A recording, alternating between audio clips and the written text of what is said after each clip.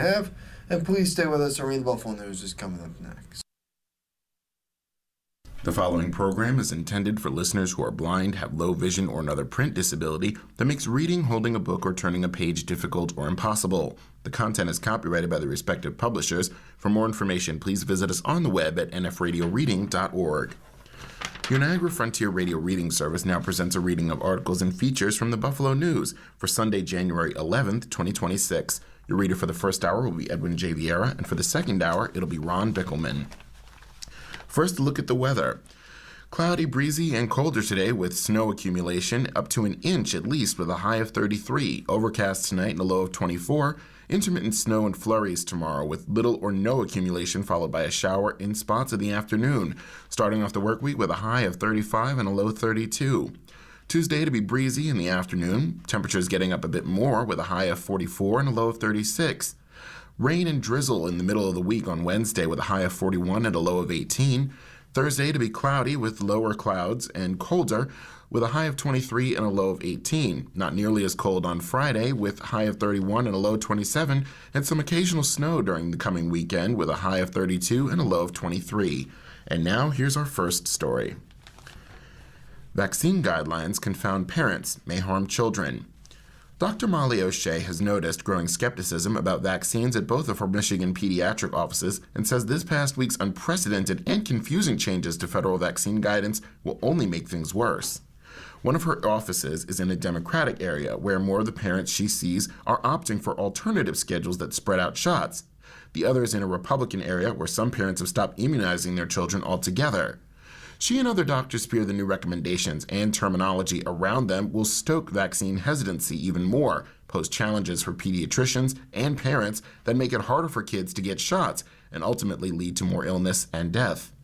The biggest change was to stop blanket recommendations for protections against 6 diseases and recommend those vaccines only for at-risk children or through something called shared clinical decision-making with a healthcare provider.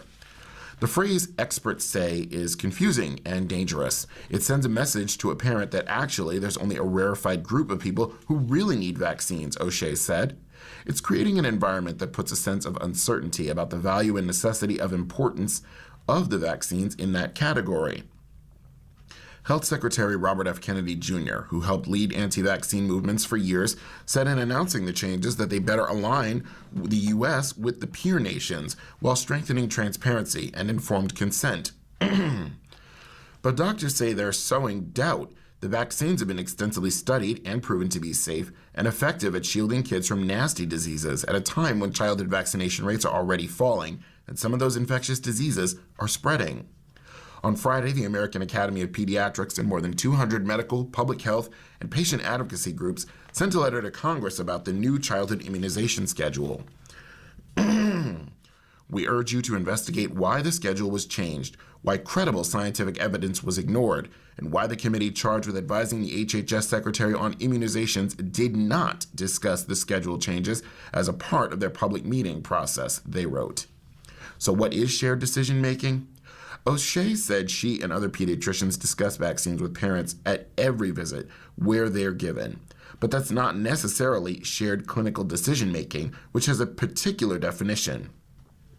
On its website, the Advisory Committee on Immunization Practices says, quote, unlike routine catch-up and risk-based recommendations, shared clinical decision-making vaccinations are not recommended for everyone in a particular age group or everyone in an identifiable risk group. Rather, shared clinical decision-making recommendations are individually based and informed by a decision process between the healthcare provider and the patient or parent/guardian. In this context, healthcare providers include primary care physicians, specialists, physician assistants, nurse practitioners, registered nurses, and pharmacists. A pair of surveys conducted last year by the Annenberg Public Policy Center at the University of Pennsylvania suggested that many people don't fully understand the concept, which came up last year when the federal government announced recommendations around COVID-19 vaccinations. Only about 2 in 10 U.S. adults knew that one meaning behind shared decision-making is that, quote, taking the vaccine may not be a good idea for everyone, but would benefit some. And only about 1/3 realized pharmacists count as healthcare providers to talk with during the process, even though they frequently administer vaccines. Of this past week, vaccines that protect against hepatitis A, hepatitis B, rotavirus, RSV, flu, and meningococcal disease are no longer universally recommended for kids. RSV, hepatitis A and B, and meningococcal vaccines are recommended for certain high-risk populations. Flu, rotavirus, hepatitis A, hepatitis B, and meningococcal vaccines are recommended through shared decision-making, as is the COVID-19 vaccine, although that change was made last year. Shortly after the federal announcement, on Monday, Dr. Stephen Abelwitz heard from half a dozen parents saying, "It's confusing.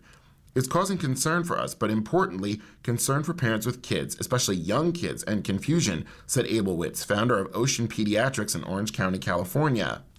Though federal recommendations are not mandates, states have the authority to require vaccinations for school children.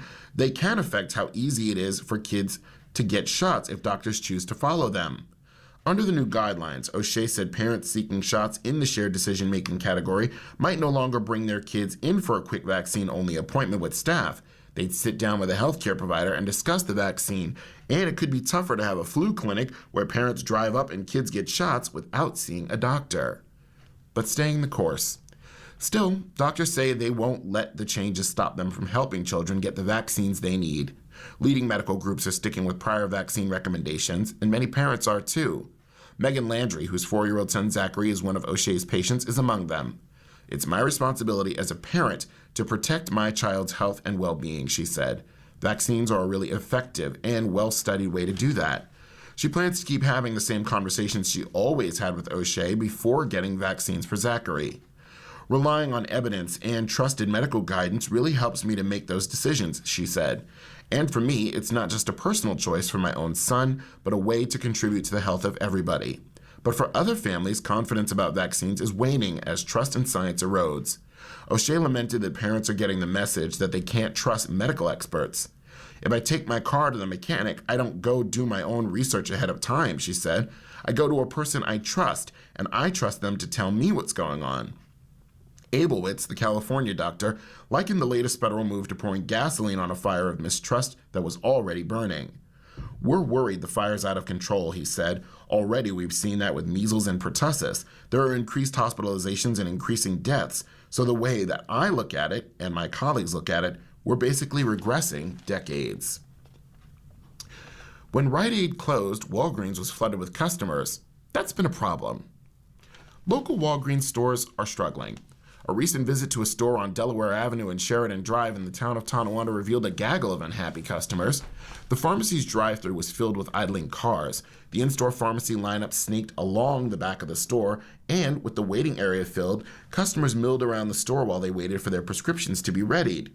A sign on the pharmacy counter that had been pushed to the side urged customers to be patient with the visibly stressed-out workers. "The person caring for you is also someone's loved one," the sign read. "Please be kind and refrain from disrespectful behavior."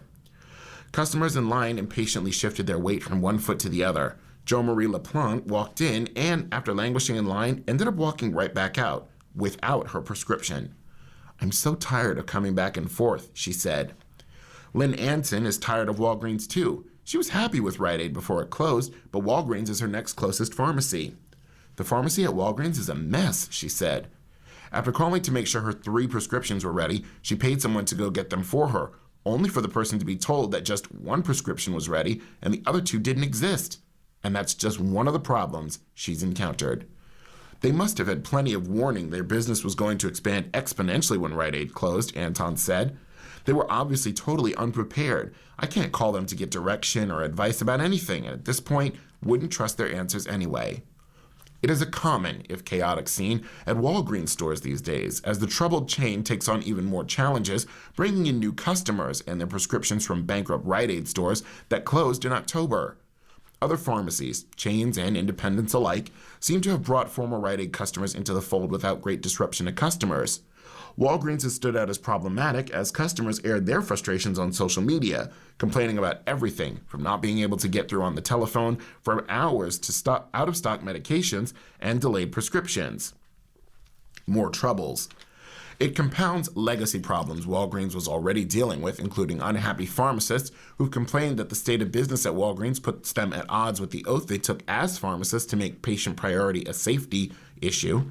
to make patient safety a priority issue. They've listed everything from post-pandemic burnout and unreasonable corporate quotas to understaffing and impractically heavy workloads. Earlier this month, a store at 3008 Union Road in Orchard Park abruptly closed due to a lack of staff, but reopened the next day. Now, as private equity firm Sycamore Partners has taken over, some fear the problems will only get worse, but Walgreens has said it's working on it. Walgreens remains committed to ensuring patients in Buffalo and throughout Western New York have continued access to high-quality pharmacy and healthcare services, the company said in a statement. While we've recently seen an increase in patient volume amid Rite Aid closures, we're taking steps to respond and enhance the patient experience. That will include adding staff, Walgreens said. We're deploying additional Walgreens team members from across the region and country to assist at Buffalo area stores, extending staff working hours, including on holidays, and expanding off-site support to reduce administrative tasks, giving our pharmacy teams more time to focus on patient care. The Illinois-based pharmacy chain was already having trouble before it took on the additional volume. It's facing declining profitability because of lower pharmacy reimbursement rates and increased competition, particularly online. It also recently slashed its own store count by 1,200 stores, saw staffing shortages and protests from pharmacists who've walked out due to working conditions and customer frustration that's at a boiling point. It all adds to mounting pressure from financial and legal challenges, including a multi-million-dollar settlement over its role in illegally filling opioid prescriptions. But consumers had to scramble. The Rite Aid shutdown sent thousands of Western New York consumers scrambling to find a replacement pharmacy. Wegmans has taken on thousands of pharmacy customers in its Western New York stores since last spring when Rite Aid announced the closure. The immediate increase in business created the opportunity to ramp up staffing, said Michelle Mahaffey. We did this through a phased approach through spring and summer and into fall. We wanted to get new employees trained as we prepared for the vaccine, cold, and flu season. But things have been going more smoothly at Wegmans, whose pharmacy is regularly ranked #1 by consumer insight company J.D. Power. Our pharmacy teams have done an incredible job responding to the community need, welcoming new customers, and adjusting to the increased volume of customers, Mahaffey said. The influx of new business gave the grocer an opportunity to refresh some of its pharmacy departments, upgrade equipment, workspaces, and technology. We've heard from so many new customers who've commented on the smooth transition with their prescriptions, and in particular, the personal attention that they receive from the Wegmans pharmacists, Mahaffey said. Many customers are telling us they wish they switched to Wegmans long ago. But Wegmans has lines too, though they move quickly. On a recent visit, a customer was fifth in line, but at the counter in less than 5 minutes. Tops has also absorbed Rite Aid customers at its grocery store pharmacies, but declined to comment about the process. The entire pharmacy system was rapidly and abruptly impacted by the changes that happened with the shutdowns of Rite Aids in the area, said Kathy Sauter, a Tops spokesperson. This was a global issue, and not one pharmacy or retailer handled it better than in our eyes, she said. We were then, and are still now, navigating the outcome of this situation with our main focus being service to our customers. You're listening to a reading of today's Buffalo News on your Niagara Frontier radio reading service. The time for our morning listeners is 9:13 a.m., and for our afternoon listeners, the time is 4:13 p.m. And now to a front page feature. In election year, Hochul's speech has more weight. State of the state must balance New Yorkers' needs with the political reality. Affordability, public safety, the mental health of children. Governor Kathy Hochul will unveil proposals for all of those areas in her annual State of the State address on Tuesday, along with initiatives to eliminate taxes on income, establish harassment-free zones outside houses of worship, and protect the constitutional rights of New Yorkers against the overreach of federal immigration officers. Expect the speech to showcase the governor's top priorities for 2026, none larger politically than her campaign for re-election. State of the State addresses provide governors with a pulpit to raise their profile, boost their popularity, and focus on issues tied to public opinion, according to Blair Horner, senior policy advisor at the New York Public Interest Research Group, a longtime state government watchdog. In an election year, it's the same formula but on steroids, Horner said, adding that such speeches have historically been specifically designed to have the greatest positive public impact.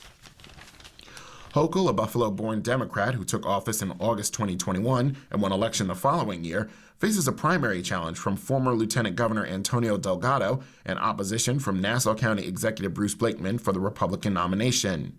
Hochul will deliver the address at 1 p.m. from Albany's Empire State Plaza. In an election year, you're really trying to kick off the beginning of the re-election effort if you're the governor, and you're trying to connect with the public and to be viewed as a positive force in people's lives, Horner said. And to do that, you have to be talking about the things that people care about and are talking about in a way that they support. Complicating matters are federal cuts, out-migration of New Yorkers to other states, and the need to safeguard the state's fiscal future at a time when Hochul will, quote, face pressure to increase spending on all sorts of different programs, said Andrew Rain, president of the Citizens Budget Commission, a nonprofit and nonpartisan financial watchdog group for the New York state government. It happens every year, and it's heightened in an election year, Rain said. She needs to balance the needs of New Yorkers and the political demands of the day with the long-term health of New York that will frankly serve both New Yorkers well and, frankly, the politics over time. Hochul has made affordability her top priority. A year ago, she introduced a proposal in her State of the State to send inflation rebate checks of up to $500 to New Yorkers. Rebates of up to $400 were in the final state budget. In 2026, Hochul will propose an expansion of affordable childcare through pre-kindergarten programs across the state for children under 5 and free childcare for 2-year-olds in New York City. The proposal could resonate with New York parents facing exorbitant childcare costs and address a political need. A Siena University poll released in December asked 801 registered voters if they believed Hochul would be successful or unsuccessful at making life more affordable for New Yorkers. Only 37% said they believed Hochul would be successful, while 40% said she'd be unsuccessful. But the same poll showed 65% of voters approved of universal child care through pre-K, funded by increased taxes on millionaires. Hochul's opposed such a tax, and the programs would instead be funded through existing dollars. The Siena poll asked voters if they thought Hochul would be successful or unsuccessful at keeping New Yorkers safe. Less than half, or 43%, said they thought she would be successful, while 31% said unsuccessful. Statistics cited by Hochul show New York City in 2025 had its safest year on record for gun violence and that subway crime plummeted to its lowest level in 16 years. That did not keep Blakeman from posting on X on Thursday about violent subway crimes that happened during Hochul's governorship, stating Hochul says crime is down. On Tuesday, Hochul will propose a crackdown on ghost guns and 3D printed guns that police say are being made increasingly in levels in central and western New York. Horner said even if crime is down, Hochul needs to respond with an answer to public concerns over safety. If people don't feel safe, it doesn't matter what the statistics say, Horner said, adding that to be elected governor, governors need messages that resonate with the public. What drives policymaking and politics, of course, is the underlying polling that goes with it, and that's the way that people have an idea of what the public really cares about. When asked if polls impact the governor's proposal, Siena University pollster Stephen Greenberg said, elected officials will tell you no. I believe there are certainly some elected officials who look at the polling, whether it's public from Siena or their own private polling. They likely know how the public feels about the major issues they're proposing. I'd be very surprised if the governor's team wasn't aware of how many of her proposals fare in public opinion polling, even though there hasn't been public polls on that yet. Greenberg said every year, governors propose many ideas in their State of the State addresses. Some get enacted, and some don't, he said. I don't see this year necessarily being different in that regard, he said, but there's no question that the media and the public are going to view almost any action the governor, the legislature takes because this is an election year for all of them. A lot of people view governmental actions through the prism of politics. The politicians tend to deny that. Some other State of the State proposals are expected to include a proposal to provide recourse for New Yorkers who've had their constitutional rights denied by the U.S. Immigration and Customs Enforcement Officers, or ICE. Hochul revealed the plan during an appearance on MS Now's Morning Joe program Thursday. Hochul said she was sickened by an ICE officer's fatal shooting in Minneapolis on Wednesday of Renee Nicole Good, age 37, the mother of a 6-year-old child. She also plans to eliminate the state's taxes on tips up to $25,000, which she divulged January 1st. Last month, Republicans criticized Hochul for not extending President Trump's elimination of taxes on tips for the same amount. A proposal to require online companies to install default privacy settings to safeguard youths under 18 from predators trawling the internet, including on gaming platforms. It follows earlier Hochul proposals that became law, such as a 2024 initiative to keep children from addictive social media algorithms, and plans for buffer zones to keep people from harassment as they're entering houses of worship. Hochul told reporters Wednesday that houses of worship should be sanctuary from the world, and if you're attacked or harassed because of your beliefs, I think people have a First Amendment right to practice their beliefs, and they should not be interfered with. And now, on to world news. Missile attack on Ukraine, a warning to the West as well. Russia bombarded Ukraine with hundreds of drones and dozens of missiles in a large-scale overnight attack, officials said Friday, killing at least 4 people in the capital. But only the second time in the nearly 4-year-old war, it used a powerful new hypersonic missile that struck western Ukraine in a clear warning to Kiev's NATO allies. The intense barrage and the launch of the nuclear-capable Oroshenk missile came days after Ukraine and its allies reported major progress toward agreeing on how to defend the country from further Moscow aggression if a U.S.-led peace deal is struck. Europe's leaders condemned the attack as escalatory and unacceptable, and the European Union's top foreign policy envoy said Russian President Vladimir Putin's reply to diplomacy was more missiles and destruction. The attack also coincides with a new chill in relations between Moscow and Washington after Russia condemned the U.S. seizure of an oil tanker in the North Atlantic.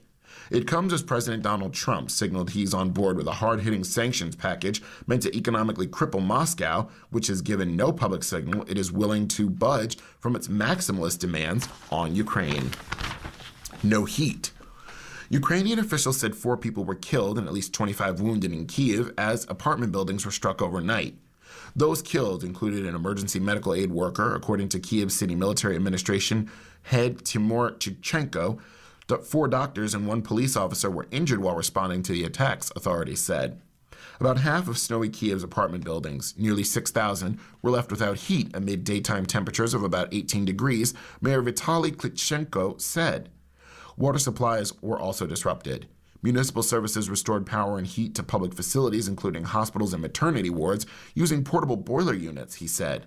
The attack damaged the Qatari embassy in Kyiv, according to President Volodymyr Zelensky, who noted that Qatar has played a key role in mediating the exchange of prisoners of war. He called for a, quote, clear response from the international community, particularly from the U.S., which he said Russia takes seriously. But Moscow's attack was retaliation. Ukraine's security service said it identified debris from the Oroshenk missile in the Lviv region in the country's west. It was fired from Russia's Kapsun-Yetset range near the Caspian Sea in southwestern Russia and targeted civilian infrastructure, investigators said. I heard a loud, shocking explosion, and it's normal at this time of the war to hear those things, said Lviv resident Christopher Chokchovich, who said he was an American. I just want everyone in the world to know that Ukraine is strong and we don't care how many missiles you send. Another resident, Ulyana Fendam, described the attacks as very unpleasant but not scary because we've been living in this state for 4 years. Russia's defense ministry said the attack was a retaliation to what Moscow claimed was a Ukrainian drone strike on one of Putin's residences last month. Both Trump and Ukraine rejected the Russian claim. Moscow didn't say where the Oroshenk hit, but Russian media and military bloggers said it targeted an underground natural gas storage facility in the Lviv region. Western military aid flows to Ukraine from a supply hub in Poland just across the border. Putin has previously said the Oroshenk streaks to its target at Mach 10, like a meteorite, and is immune to any missile defense system. Several of them, used in a conventional strike, could be as devastating as a nuclear attack, according to Putin, who has warned the West that Russia could use it against allies of Kiev that allow it to strike inside Russia with longer-range missiles. Ukrainian intelligence says the missile has 6 warheads, each carrying 6 submunitions. Russia first used the Oroshenk missile on the Ukrainian city of Dnipro in November of 2024. Analysts say it gives Russia a new element of psychological warfare, unnerving Ukrainians and intimidating Western countries that aid Ukraine. International support is being sought.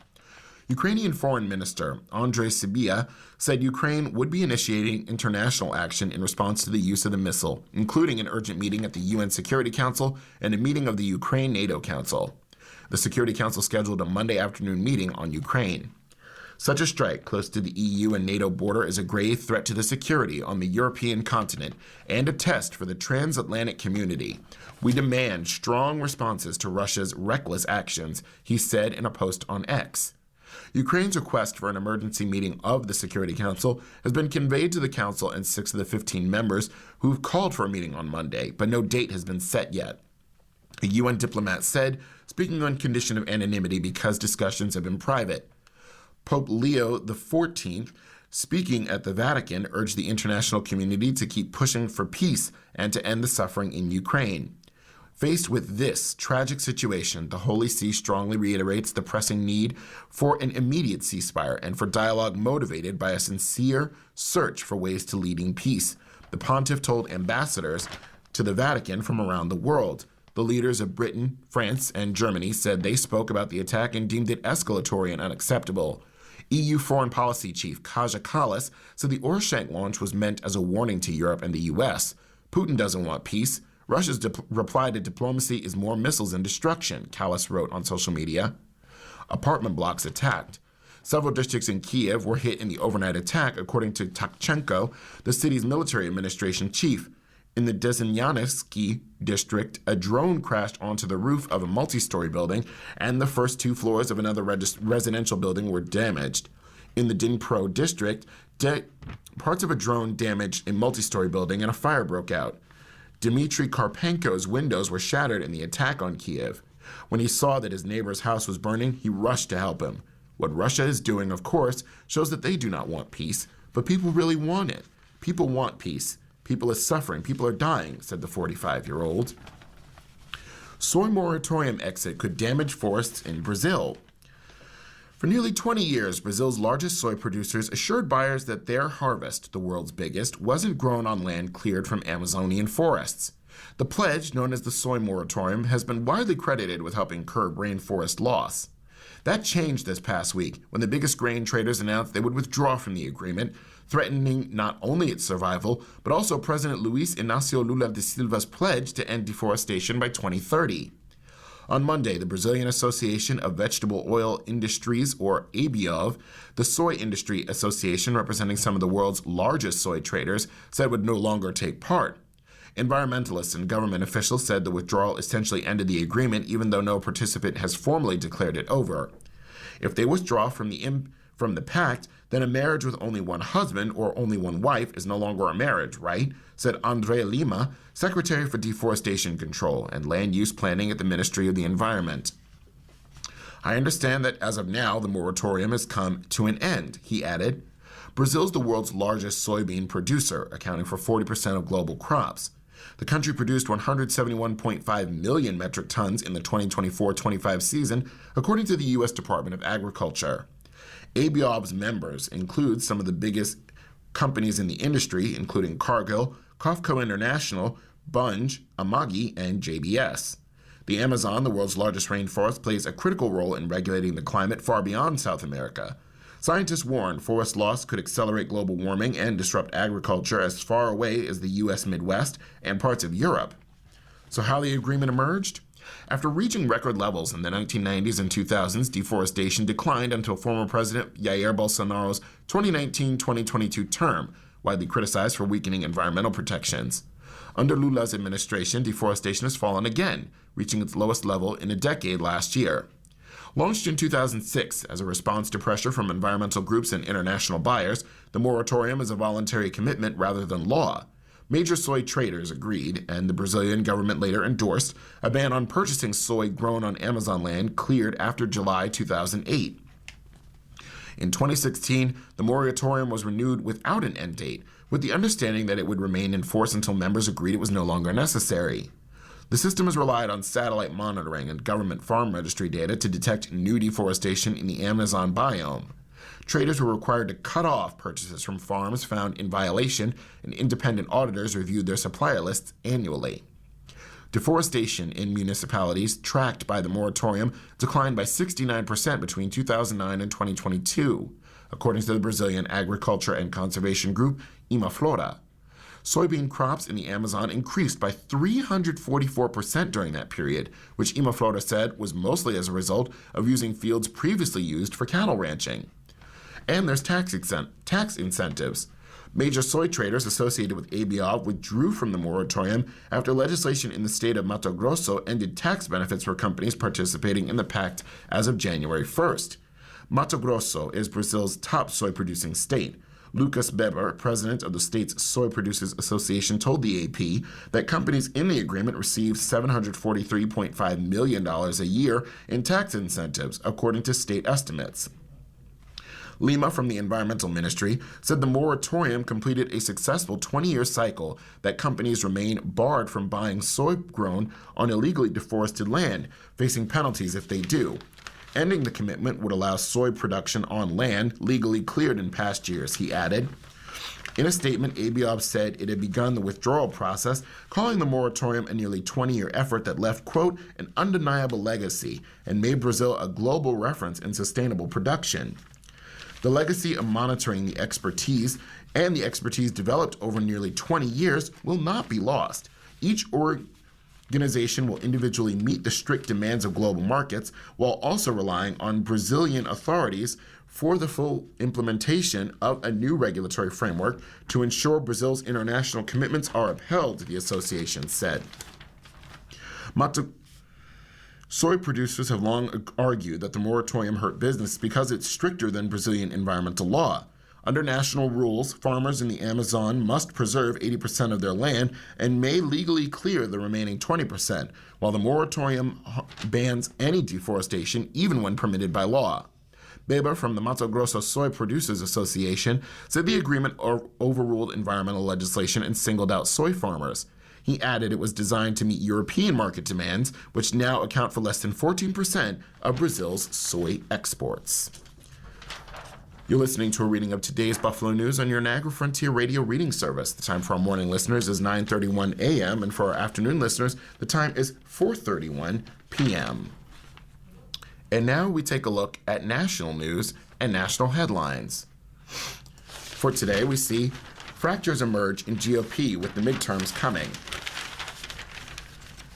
For House Republicans, the political year started with a pep rally of sorts as President Donald Trump gathered them at Washington's Kennedy Center for a stem winder of a speech. But by the time lawmakers had completed their first week of work this midterm election year, fractures in the party were starting to show.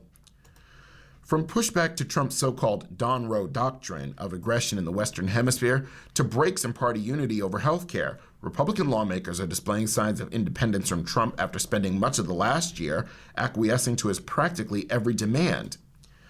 It showed a new dynamic in the GOP as Republicans embark on difficult campaigns to keep control of both the House and the Senate. Senate Majority Leader John Thune of South Dakota, speaking at the U.S.-Mexico border Friday with a group of GOP Senate candidates, said Republicans were going to be focused like a laser on issues of affordability and pointed to legislature in the works on housing and health care. Thune's border trip and talk of affordability were a nod back to some of the core themes of Trump's presidential campaign. But the focus in Washington of late has instead been dominated by Trump's military operation to capture Venezuelan leader Nicolas Maduro, his threats to use military force to take control of Greenland, the release of case files on Jeffrey Epstein, and a debate over extending subsidies for insurance offered under the Affordable Care Act, an issue where Republicans have long struggled to find unity.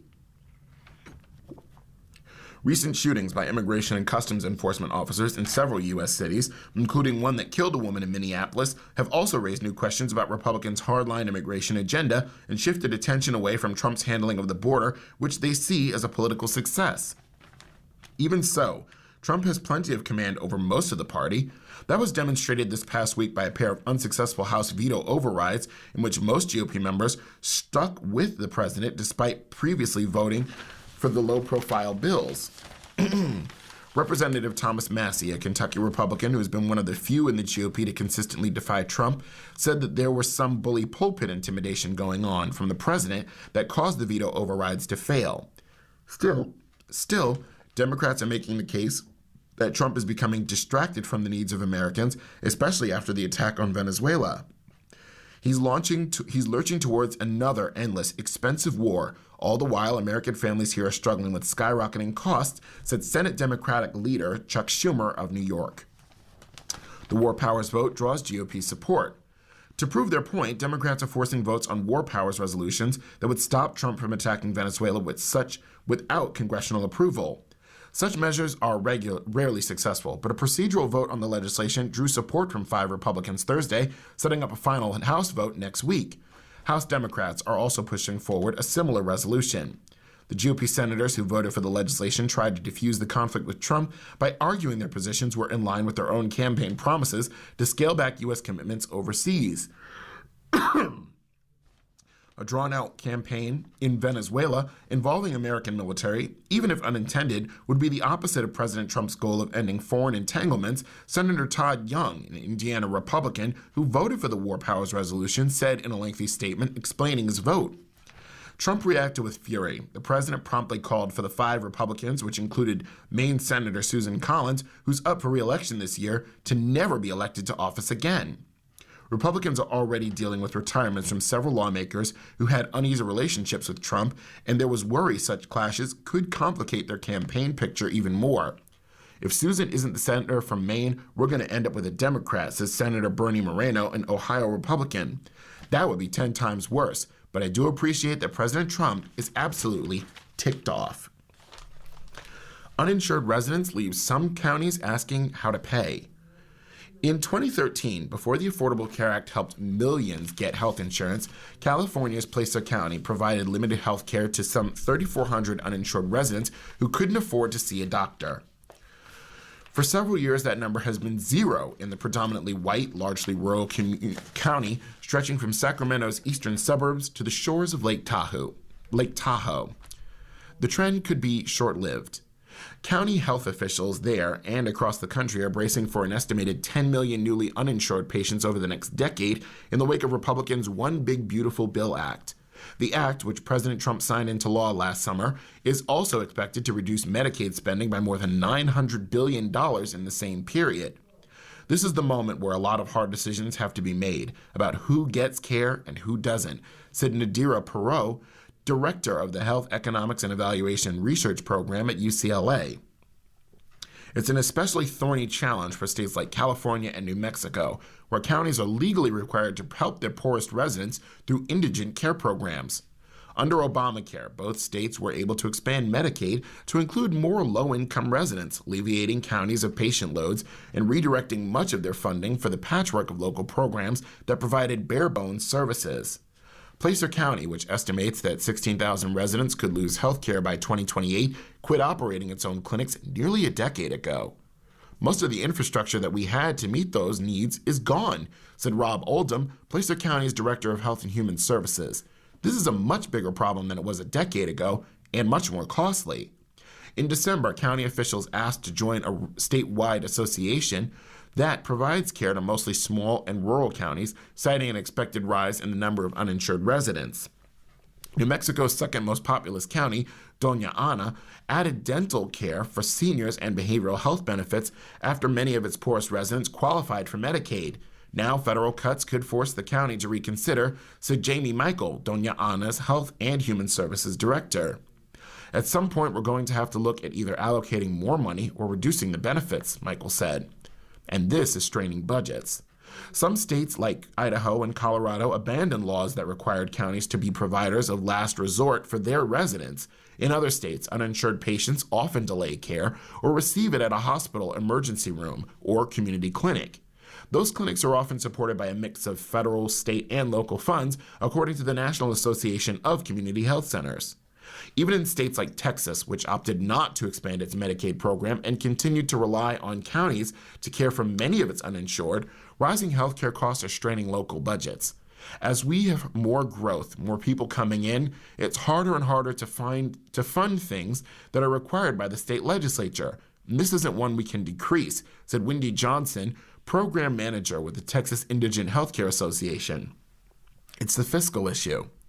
California lawmakers face a nearly $18 billion budget deficit in the 2026-27 fiscal year, according to the latest estimates by the state's nonpartisan legislative analyst's office. Governor Gavin Newsom, who acknowledged he's mulling a White House run, has rebuffed several efforts to significantly raise taxes on the ultra-wealthy. Despite blasting the bill passed by Republicans in Congress as a complete moral failure that guts healthcare programs, in 2025, the Democrat rolled back state Medi-Cal benefits for seniors and for immigrants without legal status after rising costs forced the program to borrow $4.4 billion from the state's general fund. H.D. Palmer, a spokesperson for the state's Department of Finance, said that the Newsom administration is still refining its fiscal projections and that it would be premature to discuss potential budget solutions. State officials have said California could lose $30 billion a year in federal funding from Medi-Cal under the new law, as much as 15% of the state program's entire budget. Local governments don't really have much capacity to raise revenue, said Scott Graves, a director at the Independent California Budget and Policy Center with a focus on state budgets. State leaders, if they choose to prioritize it, need to decide where they're going to find the funding that would be needed to help those who are going to lose health care as a result of these federal funding and policy cuts. Reviving county-based programs in the near term would require considerable fiscal restructuring through the state budget, the Legislative Analyst's Office said in an October report. You're listening to a reading of today's Buffalo News on your Niagara Frontier Radio reading service. The time for our morning listeners is 9:40 a.m. For our afternoon listeners, the time is 4:40 p.m. Why are people so fired up about biometrics? Wegmans Food Markets is facing a growing backlash after confirming Tuesday that it, like many other retailers, uses biometric data in some of its stores to flag high-risk people. The disclosure ignited privacy concerns among shoppers and has drawn scrutiny from local and state officials who note that the technology is not monitored or well regulated. Some Erie County officials, including County Executive Mark Poloncarz, now are pushing for a law to regulate its use. The controversy has pushed biometric surveillance, once a largely invisible retail tool, into the political spotlight. Data security experts, lawmakers, and lawyers warn existing laws may not be adequately protecting consumers from how facial recognition and other biometric identifiers are collected, stored, and shared.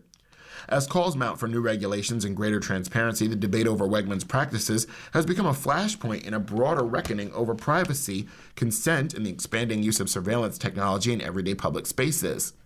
To be sure, biometric data collection is likely already in use at many stores locally, and some shoppers don't understand the kerfuffle. If a retailer wants to use their likeness to ensure they're not shoplifting or causing trouble, and they have nothing to hide, they shouldn't be worried, right? Wrong, said data security experts.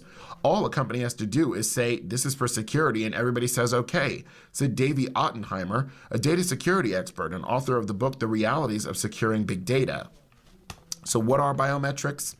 Biometric data are unique physical and behavioral characteristics, such as a person's fingerprint or gait, which are used to identify a person. People use it every day to unlock their cell phones and board airplanes, but it brings with it privacy concerns about how the personal and private data is stored and used. So why is it used? Companies use biometrics as a way to prevent shoplifting, a significant expense for most stores. The technology can help identify people who've been flagged by the system for past offenses. Companies also use biometric data for streamlining operations, like tracking attendance or making payments faster, personalizing the customer experience with retail and marketing, or to monitor employees' productivity. They also use them to make money through things like hyper-targeted advertising, analyzing and exploiting customer behavior to boost sales, and even detecting emotions to tailor experiences and drive revenue. So how widespread is it? Biometric data collection happens at many stores, including Whole Foods, Walmart, and Walgreens. Stores in Western New York are not required to notify customers biometric data is being collected, but local lawmakers are trying to change that. Poloncarz is pushing for a law that would prohibit biometric data collection and storage by retailers, while Erie County legislator Lindsay Larigo, the Republican of West Seneca, said she would push for a law that requires companies using facial recognition or collecting biometric data to post signs about it at their entrances at the very least. So how is it different? Security camera footage produces a video record of what goes on in a store or business. Biometrics can analyze and identify individuals and their behavior. Passive video surveillance becomes biometric data collection once the recording footage is used to extract measurable characteristics that can be used to automate recognition or to identify someone verifiably. It involves the use of special software that can do things like map facial features or record the patterns or the irises in someone's eyes. So why be concerned? We assume technology is some kind of magic that's going to catch criminals, Ottenheimer said. These systems are flawed, and collecting all this data on people can go in different directions, he said. You can use them for discrimination if you can use it to prevent people from getting access to things and deny them access, and monitor them and surveil them, accuse them of things. You lose a lot of privacy, and I'm not sure what you gain. Stores don't make money when they bust shoplifters, they only prevent loss, Ottenheimer said. On the other hand, there is a whole world of profit to be made from tracking people via their biometric data, whether it's sold to a third party or simply mined by the store to do things like charge certain people higher prices. Why are they spending money on this? And if they say it solved crimes, I don't believe it, he said. I worked in that exact role, and my take on where the justification for that kind of investment comes from does not lead me to, this is going to solve crimes in this store. It's not ethical to put consumers at such risk to allow corporations to make money, he said. And even if a company has the best of intentions, there's nothing stopping the data from being lost, stolen, or misused by less scrupulous entities. Others have pointed out that if a password or PIN is compromised, they can be changed, whereas biometrics can't. Never mind nearly consistent security breaches. Eastside Church seeking historical designation from the city. A century-old Schuyler Park area church is up for landmark status by the city in a move that would protect it from significant alterations or demolition in the future.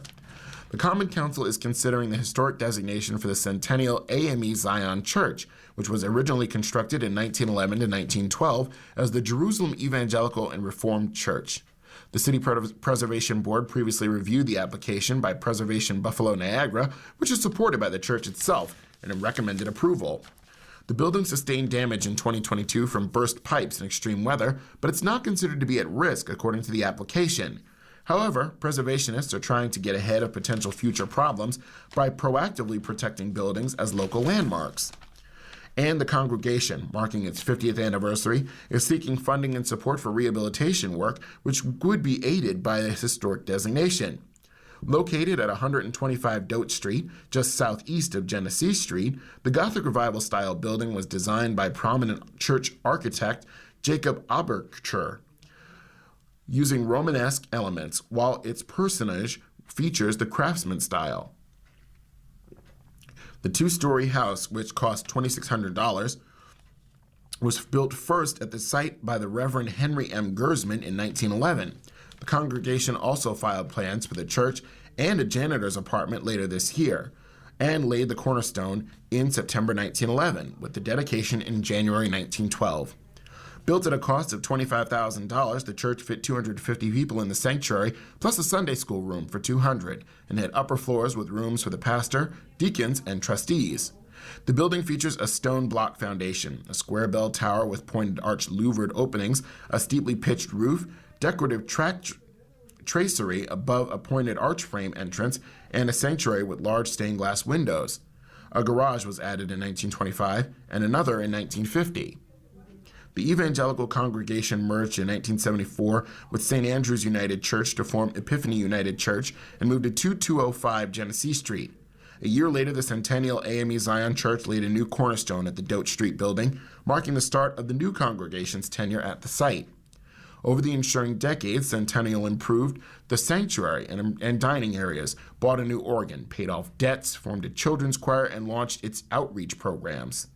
Its first woman pastor, the Reverend Patricia A. Buford, took over in 2019. Designated child care developer.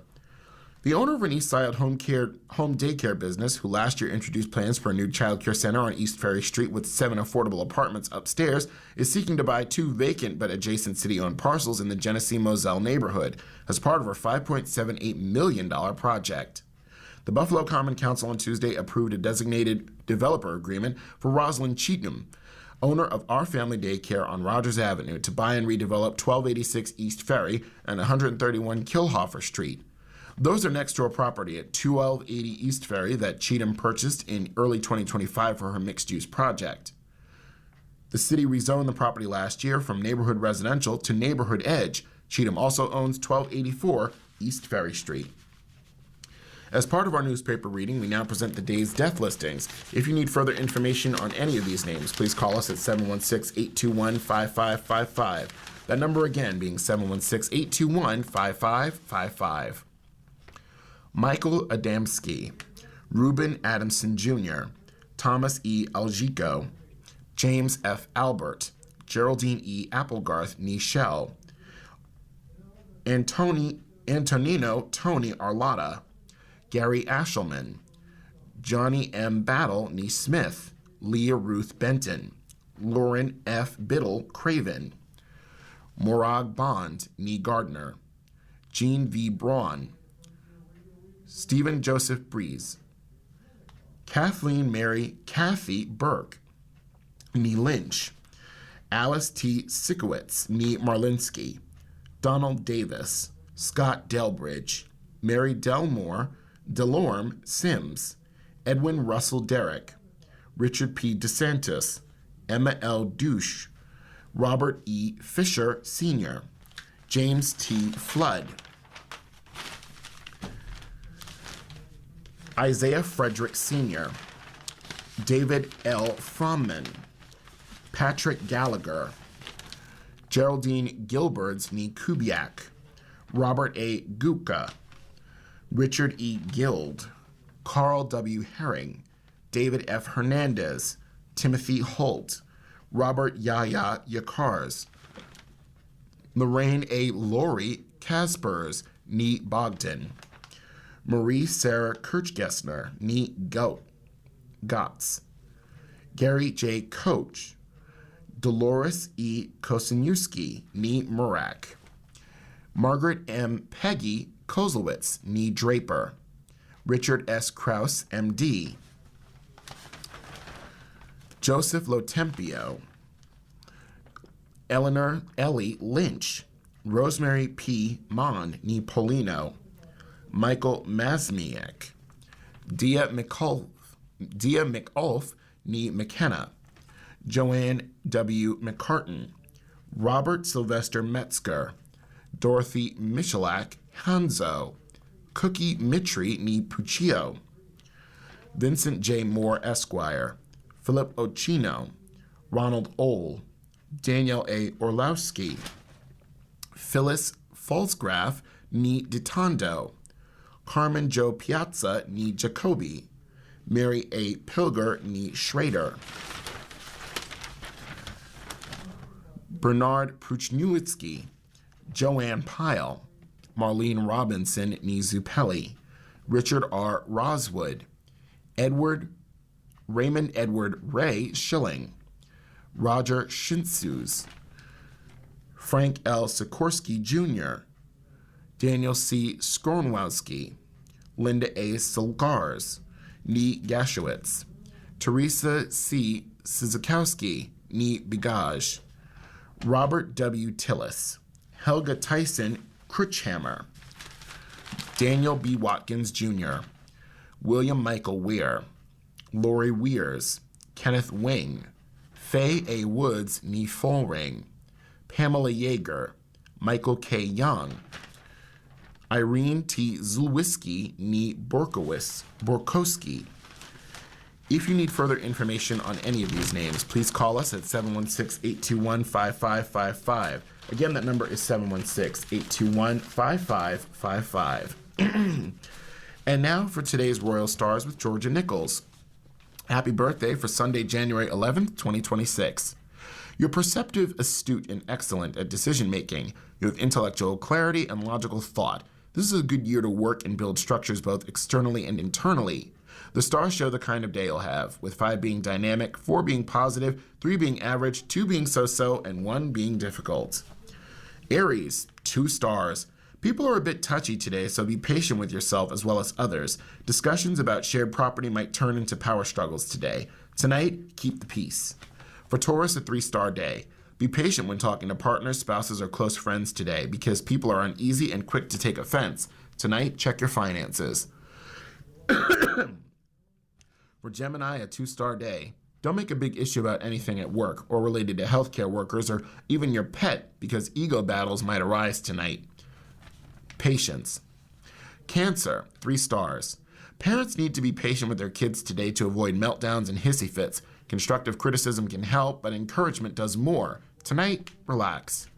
For Leo, a 2-star day. Avoid disagreements at home by going out, keeping silent, or getting involved in your own project, because power struggles are classic today. Tonight, cocoon. For Virgo, a 3-star day. Use today's energy to enjoy creative projects, social outings, or any kind of escape activity. Meanwhile, discussions with relatives and neighbors might be irritating or worse. Tonight, conversations. Libra, a 2-star day. Money squabbles might arise today. These could pertain to earnings and cash flow, or they might be about a purchase. Tonight, check your belongings. For Scorpio, a 3-star day. Today, the moon in your sign is at odds with your ruler Pluto, which can trigger compulsive behaviors, sudden urges, and impulses. Tonight, you are strong. Sagittarius, a 2-star day. You might be nursing feelings of guilt, jealousy, or a general feeling of restlessness today. Everyone feels this in varying degrees because it's a disconcerting day. Tonight, privacy. For Capricorn, it's a 3-star day. Emotional power struggles with friends or members of groups are likely today. You might even encounter someone who is manipulative. Tonight, friendships. Aquarius, don't be the victim of a public argument where others look askance at you and make you feel chagrined. Tonight, show respect. And Pisces, a 3-star day. Controversial subjects like politics and racial issues will bring power struggles today. No question. Tonight, escape. And for today in history, which is January 11th, on this date in 1861, Alabama became the 4th state to declare its secession from the Union. In 1908, the Grand Canyon was established as a national monument by President Theodore Roosevelt, protecting it from mining and other activities until it became a national park in 1919. In 1935, aviator Amelia Earhart began what would be the first solo flight from Hawaii to California, completing the 2,400-mile flight in just under 19 hours. In 1964, U.S. Surgeon General Luther Terry issued Smoking and Health, a report that concluded that cigarette smoking contributes substantially to mortality from certain specific diseases and to the overall death rate. In 2002, the first al-Qaeda prisoners from Afghanistan arrived at the U.S. military's Guantanamo Bay Detention Center in Cuba. In 2010, Mark McGwire admitted he'd used steroids and human growth hormone when he broke baseball's single-season home run record in 1998. In 2021, House Democrats introduced an article of impeachment against President Donald Trump, charging him with incitement of insurrection after the attack on the U.S. Capitol building 5 days earlier. It would be the second time that they attempted impeachment on Trump. And in 2024, U.S. and British forces bombed more than a dozen sites used by the Iranian-backed Houthis in Yemen. Looking today at the political notebook, we see Trump wants 1-year cap on credit card interest. President Trump on Friday called for a 1-year cap on credit card interest rates at 10% effective January 20th without specifying details. Please be informed we will no longer be letting the American public be ripped off by credit card companies charging interest rates of 20 to 30%. And even more, which festered unimpeded during the sleepy Joe Biden administration. Affordability, he wrote on social media. But it's not clear whether credit card companies will respond to his call or what action might be taken to force change. During the 2024 presidential campaign, Trump pledged to seek limits on the interest credit card companies can charge. But hours before his message, Senator Bernie Sanders, independent of Vermont, said on X, quote, Trump promised to cap credit card interest rates at 10% and stop Wall Street from getting away with murder. Instead, he deregulated big banks, charging up to 30% of interest on credit cards. You're listening to a reading of articles from the Buffalo News for Sunday, January 11th, 2026, on your Niagara Frontier Radio reading service. We'll return for more readings after this short break. Your reader for this hour has been Edwin J. Vieira, and for the next hour, your reader will be Ron Bickelman. Stay tuned. If you're listening to this publication online, you're probably using our website, a podcast player like Spotify or iTunes, a streaming service like Siro, or a smart speaker. Did you know that we now have a dedicated app that can be downloaded to any mobile device, like a smartphone or tablet, for free? App users can conveniently access our live stream and any episode of our podcast easier than ever. To download the app, just type NFRRS in the search window in the Apple App Store or in the Google Play Store. Contact us anytime if you have any questions by calling 716-821-5555, extension 5. Thank you.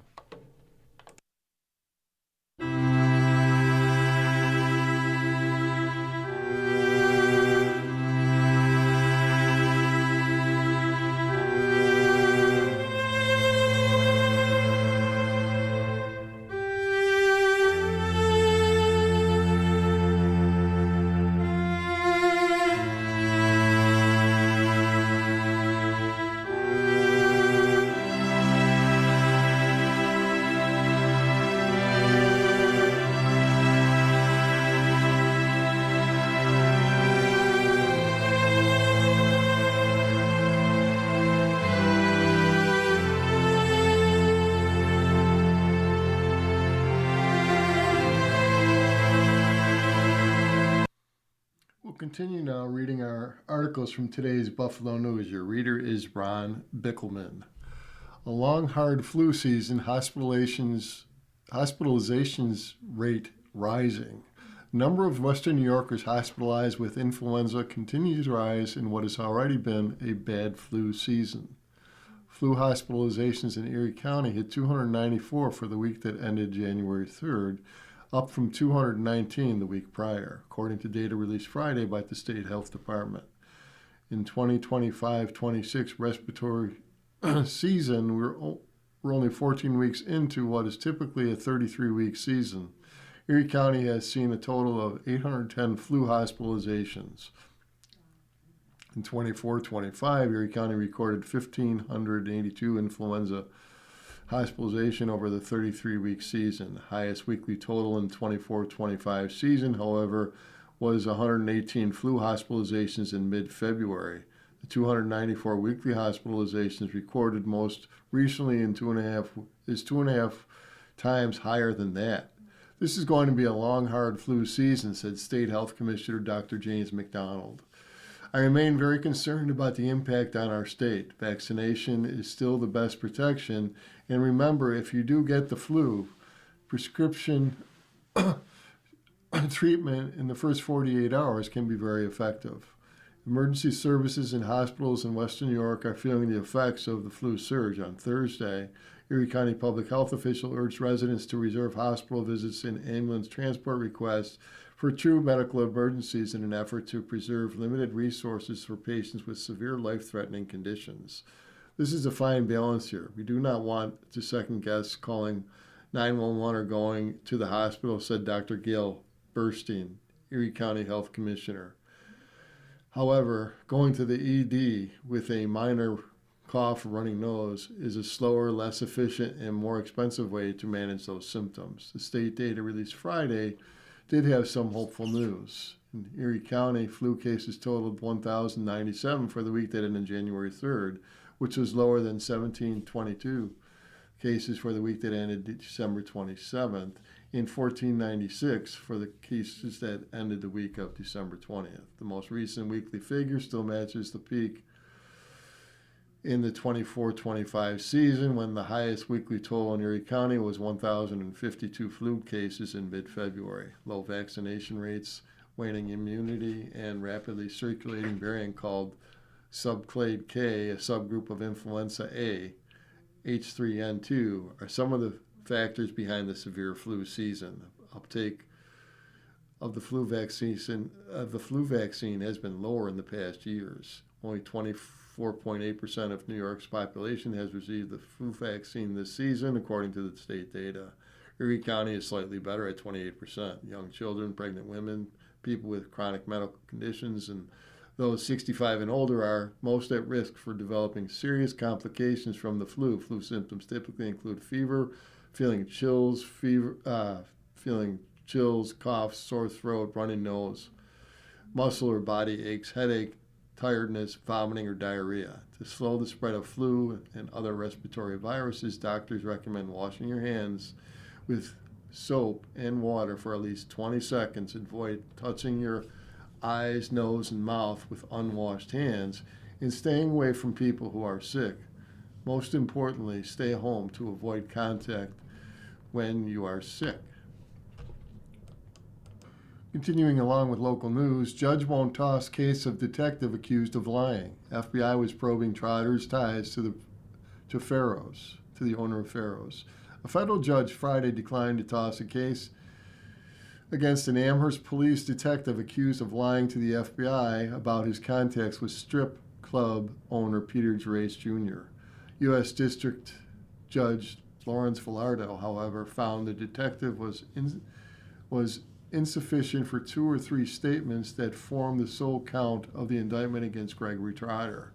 Because Villardo found that the government presented sufficient evidence on the third charge statement, he denied Trotter's motion for an acquittal. His ruling comes more than 3 months after a declared mistrial in the false statement case, when jurors could not reach a unanimous verdict on whether Trotter lied to the FBI. Prosecutors have held off since then, announcing whether they will seek a retrial waiting for Velardo to rule first on Trotter's motion for an acquittal. With Friday's ruling, the ball is now in the government's court on whether Trotter will face trial, defense lawyer Donald Thompson said. Thompson said he was still reviewing the judge's 24-page decision Friday afternoon, but he said it seemed that the judge was attempting to telegraph some things to the government about whether to retry the case. He can't make the decision for them, Thompson said, but he's trying to suggest to them, as I think he was before, that this is not a case worthy of maybe one trial, much less two. U.S. Attorney's Office declined to comment should government retry Trotter. Velardo said he would seek input from the prosecution and defense on how to proceed given the ruling, including changes to jury instructions in the verdict form. At the time of Trotter's voluntary interview with two FBI agents on September 30th, 2022, the FBI was investigating Gerace, then the Pharaoh's Gentlemen's Club's owner, on obstruction of justice, drug and sex trafficking, and conspiracy crimes. The Gerace investigation established that the strip club owner had substantial contacts in law enforcement at the federal, state, and local levels. The FBI was looking into whether Gerace improperly leveraged those relationships. Federal investigators became suspicious of Trotter after they extracted data from Gerace's cell phone and found he and Trotter exchanged nearly 200 text messages over several years. Trotter's intentions with Gerace began in 2016 when he investigated accusations Gerace's ex-wife made against Gerace. And Trotter also was involved in a 2019 investigation into the theft of Gerace's stolen watch by a former Pharaoh's dancer who has been romantically involved with Gerace. Prosecutors called three of Trotter's answers lies during his hour, 40-minute interview with the FBI. First, Trotter denied having contact with Gerace after January 17th.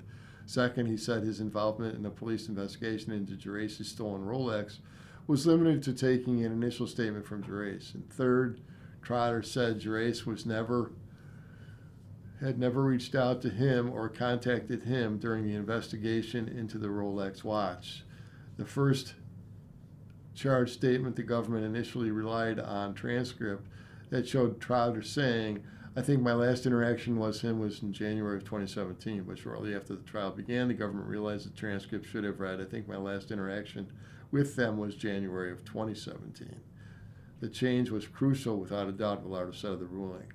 By saying his last contact with them was in January 2017 and then talking about Gerace's ex-wife in connection with the dispute, Trotter must have been referring to contact connected only to the dispute, Velardo said. What's more, Trotter, minutes later in an interview, told the FBI agents about several interactions he had with Gerace after January 2017. Nevertheless, instead of dropping that allegedly false statement upon discovering the mistake, the government doubled down, presented the statement to the jury, and now invites this court to conjure up a reading that somehow would plausibly make the statement false, Velardo said. The court declines that invitation. The judge called the second charge statement that Trotter's involvement in the Rolex case was limited to taking a statement from Gerace a very closed question. But he found that the government lacked sufficient evidence for it. Transcript of the FBI serendipitously recorded an interview with Panera Bread restaurant at a Panera Bread restaurant in Williamsville shows Trotter explicitly said he did not remember or could not recall something at least 27 times. Although a very close call, the club finds that even drawing all references to the governor's favor, as it must, there was insufficient evidence for a juror to find beyond reasonable doubt that Trotter falsely stated knowingly and willfully that his involvement in the investigation into alleged theft of Gerace's Rolex was limited to taking a statement from Gerace, Velardo said.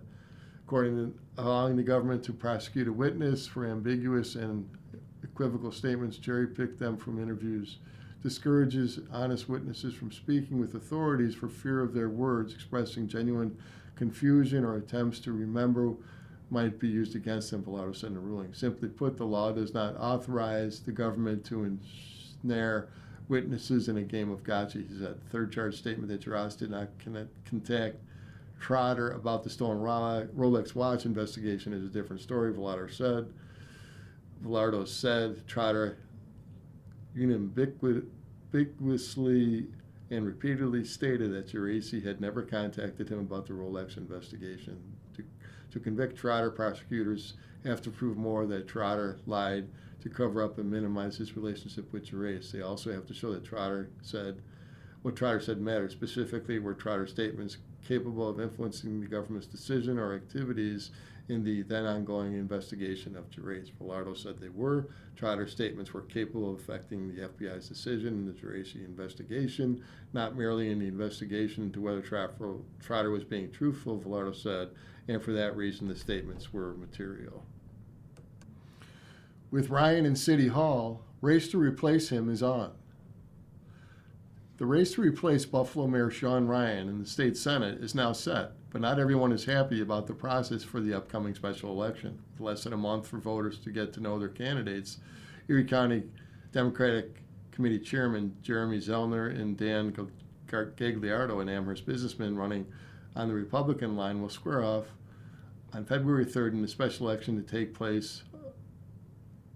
place of Ryan, who left the Senate's 61st district at the beginning of the year for City Hall. As expected, Zellner, who has run the county party since 2012, was nominated by the Democrats' Executive Committee on Wednesday, with Gagliardo chosen by Erie County GOP earlier in the week.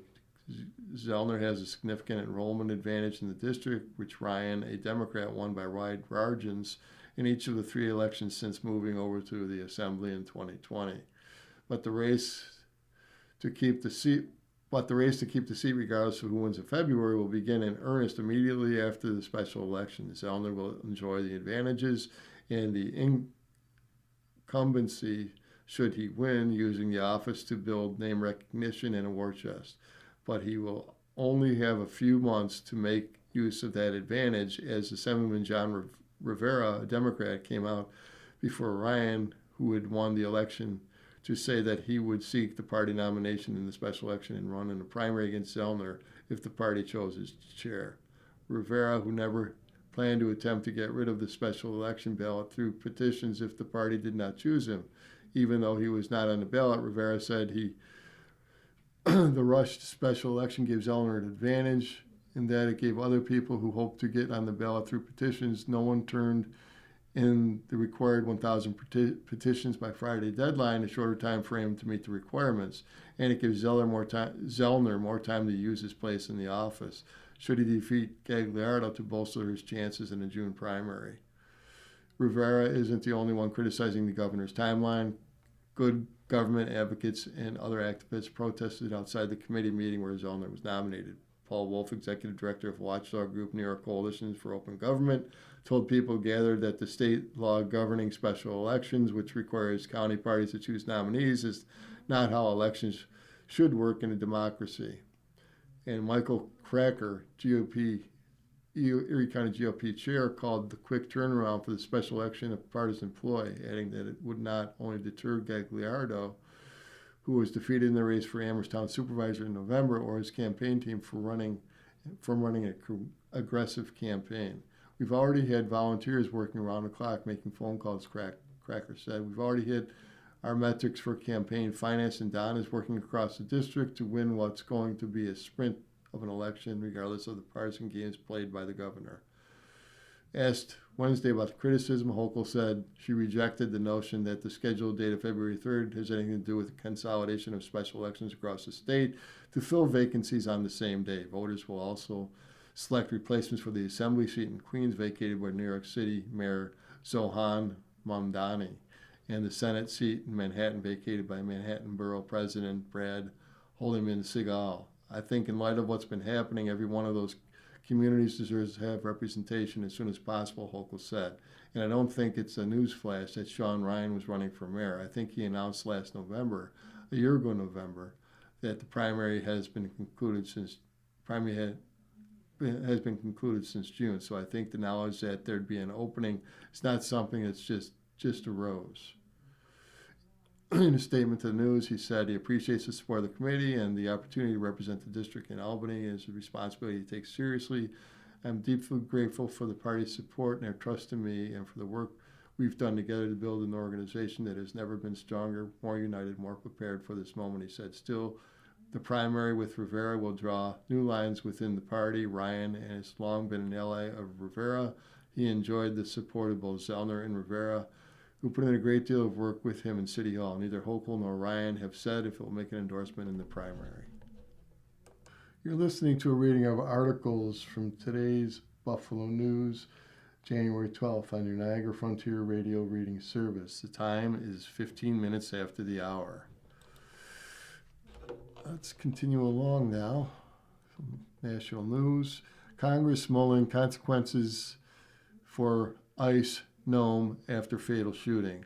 The killing of a Minnesota woman by an Immigration and Customs enforcement officer is reverberating across Capitol Hill, where Democrats and certain Republicans were vowing an assertive response as President Trump's aggressive deportation operation sparked protests nationwide. Lawmakers are demanding a range of actions, from a full investigation into Renee Good's shooting death and the policy changes over law enforcement raids and the defunding of ICE operations and the impeachment of Homeland Security Secretary Kristi Noem, and what is fast becoming an inflection point. The situation that took place in Minnesota is a complete and total disgrace, House Democratic leader Hakeem Jeffries of New York said as details emerged. And in the next few days, we'll be having conversations about a strong, enforceable, and appropriate response by House Democrats.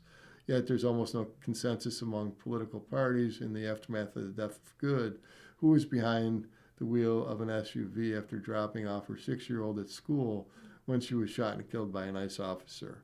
The killing immediately drew dueling narratives. Trump and Noem said the ICE officer acted in self-defense, while Democratic officials said the Trump administration was lying, and they urged the public to see the viral videos of the shooting for themselves. Vice President Vance blamed Good, calling it a tragedy of her own making, and said ICE officers may have been sensitive from having been injured during an unrelated altercation last year, but Good's killing, at least the fifth known death since the administration launched its mass deportation campaign, could change the political dynamic. The videos I've seen from Minnesotans yesterday are deeply troubling, said Senator Lisa Murkowski, Republican from Alaska, in a statement. As we mourn the loss of this life, we need a thorough and objective investigation into how and why this happened, she said. As part of the investigation, she said she's calling for policy changes, saying the situation was devastating and cannot happen again. Homeland Security funding. The push in Congress for more oversight and accountability of the administration's immigration operations comes as lawmakers are in the midst of an annual appropriations process to fund agencies, including the Department of Homeland Security, to prevent another federal government shutdown when money expires at the end of January. As anti-ICE demonstrations erupt in cities in the aftermath of Good's death, Democrats have pledged to use any available legislative lever to apply pressure on the administration to change its conduct of ICE officers. We've been warning about this for an entire year, said Representative Maxwell Frost, Democrat from Florida. The ICE officer needs to be held accountable, Frost said, but not just them, but ICE as a whole, as the president and his entire administration. Congressional Democrats saw Good's killing as a sign of the need for aggressive action to restrain the administration's tactics. Several Democrats joined calls to impeach Noem, who has been under fire from both parties for lack of transparency in the department, though that step is highly unlikely with the Republican control of Congress. Other Democrats want to restrict the funding for her department, whose budget has vastly increased as part of the Republican sweeping tax and spending bill passed last summer. Connecticut Senator Chris Murphy, a top Democrat in the subcommittee that handles Homeland Security funding, plans to introduce legislation to rein in the agency with constraints on federal agents' authority, including a requirement that the Border Patrol stick to the border and DHS enforcement officers be unmasked. More Democrats are saying today the thing that a number of us have been saying since April and May: Kristi Noem is dangerous. She should not be in office, and she should be impeached, said Democratic Representative Delia Ramirez, who represents parts of Chicago where ICE launched an enhanced immigration enforcement action last year, which resulted in 2 deaths. Immigration debates have long divided Congress and the parties. Democrats splinter between more liberal and stricter attitudes toward newcomers in the United States. Democrats have embraced Trump's hardline approach to portray Democrats as radicals. The Republican administration had launched the enforcement operation in Minnesota in response to the investigation of the nonprofit Feeding Our Future. Prosecutors said the organization was at the center of the country's largest COVID-19 related fraud scam, when defendants exploited a state-run, federally funded program intended to provide food for children. Heading into the midterms, the Democrats believe will hinge on issues such as affordability in health care, national outcry over ISIS conduct, and pressured lawmakers to speak out. This is not completely against deportations, but the way we're handling it is a disgrace, said Representative Vicente Gonzalez, Democrat from Texas, who represents a district along the Mexico border. Right now, you're seeing humans treated like animals, he said. Other shootings reverberate. In September, a federal immigration agent in Chicago fatally shot Silverio Villegas Gonzalez during a brief altercation after Gonzalez had dropped off his children at school. In October, a Customs and Border Protection agent in Chicago shot Miramar Martinez, a teacher and U.S. citizen, 5 times during a dispute with officers. The charges against Martinez brought by the administration were dismissed by a federal judge. To Representative C. Garcia, Democrat of Illinois, Good's death brought back heart-wrenching memories of just those two shootings in my district. It looks like, in fact, that a U.S. citizen who is a white woman may be opening the eyes of the American public, certainly of members of Congress, and what they're saying is out of control, he said. That isn't about apprehending or pursuing the most dangerous immigrants. Republicans expressed some concern at the shooting and stood by the administration's policy, defended that the officer's actions largely blamed Good for the standoff. Nobody wants to see people get shot, said Representative Rich McCormick, Republican, Georgia. Let's do the right thing and just be reasonable. And the reasonable thing to do is not obstruct ICE officers and then accelerate while they're standing in front of your car, he said. She made a mistake. I'm sure she didn't mean for that to happen, nor did he mean for that to happen.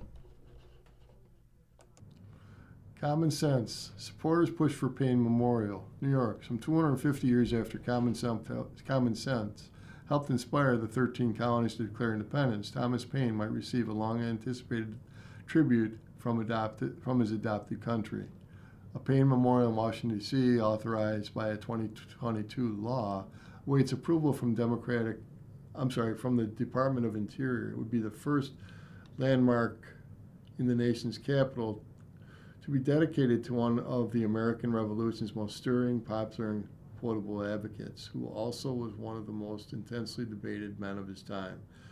He was critical in a singular voice, said Representative Jamie Raskin, Democrat from Maryland, the sponsor of the bill that backed the memorial. He said Paine has long been unrecognized and overlooked. Saturday marked the 250th anniversary of the publication of Paine's Common Sense, among the first major milestones of a year-long commemoration of the country's founding and signing of the Declaration of Independence.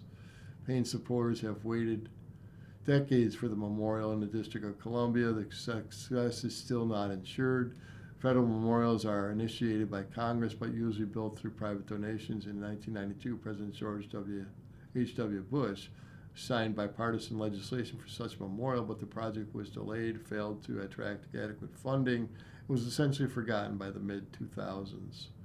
The fate of the current legislation depends not on financial support, but on President Trump's Interior Secretary, Douglas Burgum. In September of 2024, the memorial was recommended by the National Capital Memorial Advisory Commission for placement on the National Mall. Burgum needs to endorse the plan, which would be sent back to Congress for final enactment. If approved, the memorial would have a 2033 deadline for completion. A spokesperson for the department declined comment when asked about the timing for the decision. We're staying optimistic because we feel that Thomas Paine is such an important figure in the founding of the United States of America, said Margaret Downey, president of the Thomas Paine Memorial Association, which has a mission to establish a memorial in Washington. Continuing along now, let's look at the Ask Eric column. Elderly mother's constant rambling. Test patience. Dear Eric, I love my mother dearly, but at 84, she has reached the point of rambling. She's still fully in control of her capabilities It is mentally acute, but her conversations are now filled with details about friends of friends and their problems, health issues, etc. It would be one thing if I knew these people, but the people she talks about are people she doesn't know. These people are people her friends know. She has several friends, and our family keeps her engaged, so she's in contact with people daily. And I don't think she's lonely per se. Lately, while she's carrying on, I simply read something while she's talking or pull the phone away from her. Sort of that, any suggestions? Rambling relative. Dear relative, I write this with kindness. Most of my emphatic suggestions is that you adjust your attitude about this. Yes, it can be annoying to hear about people one doesn't know or to listen to anyone who is rambling. I'm not saying you're being unreasonable, but I wonder how annoying these conversations would be if every time your mind wandered, you'd focused on how grateful you are to have the chance to talk to your mother and to have a loving relationship with her. Without putting too fine a bow on things, sometimes small issues with others are actually places where we can work on with acceptance and gratitude. That said, there are some other proactive things you can do to steer the conversation. Your mother clearly wants to talk to you. Try directing her attention by asking her leading questions about herself, her past, her opinions, her memories. I'd also say it's fine to say, Mom, I'm enjoying talking to you, but I don't know who these people are, so it's hard for me to follow. Can we talk about another subject instead? Your mom wants to share her thoughts with you. You want to spend time with your mom. Keep those two goals on top of your mind. Dear Eric, my husband has one sibling, a brother.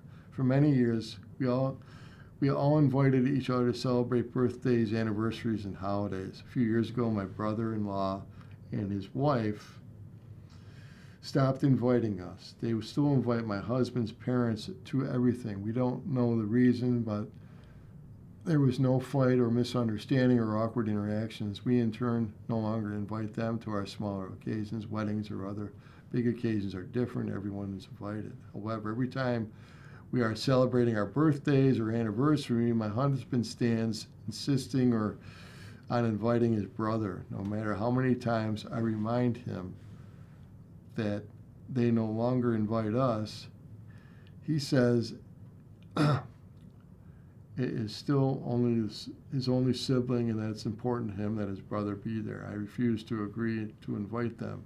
The only exception I make is for my husband's birthday because that's him and we're celebrating, so he can invite them if he wants. They attend his birthday but do not reciprocate. It's very weird. I still cannot figure out why it's important to have people at our table that do not care about seeing us at theirs. Can you help me formulate a response that would help stop my husband from asking me to invite them?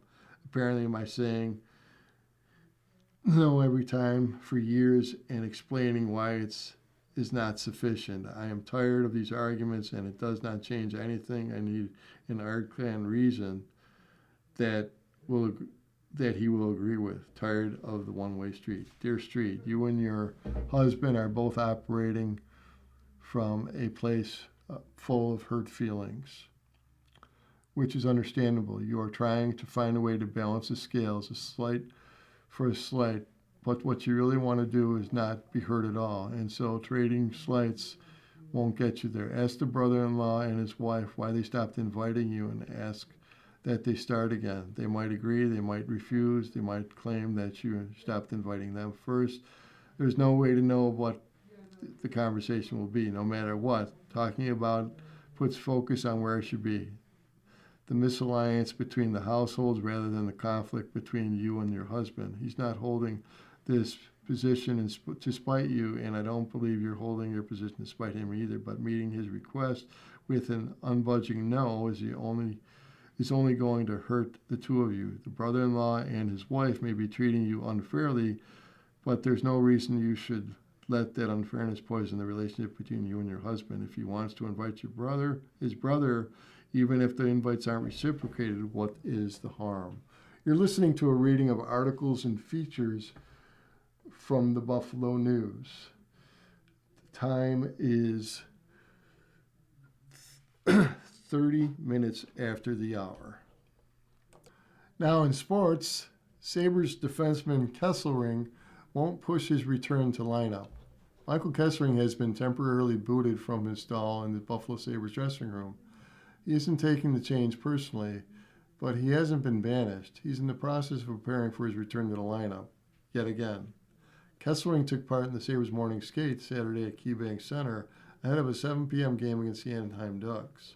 The Sabres, 23-15-4, have won 12 of the last 13 games and begin a 5-game homestand against the Ducks. With 50 points, the Sabres began Saturday 1 point out of wildcard contention in the Eastern Conference behind Pittsburgh, 51 points, which has won 6 in a row. Kesselring, though, has been on the sidelines for the last 3 games. He re-aggravated a high ankle sprain to his left leg in a 4-1 win December 31st at Dallas, and has been on injury reserve since Tuesday. In Ottawa, I kind of had a tweak, and then in Dallas, I got a little worse, said Kesselring, who joined the Sabres in June from Utah as a part of the J.J. Peterka trade.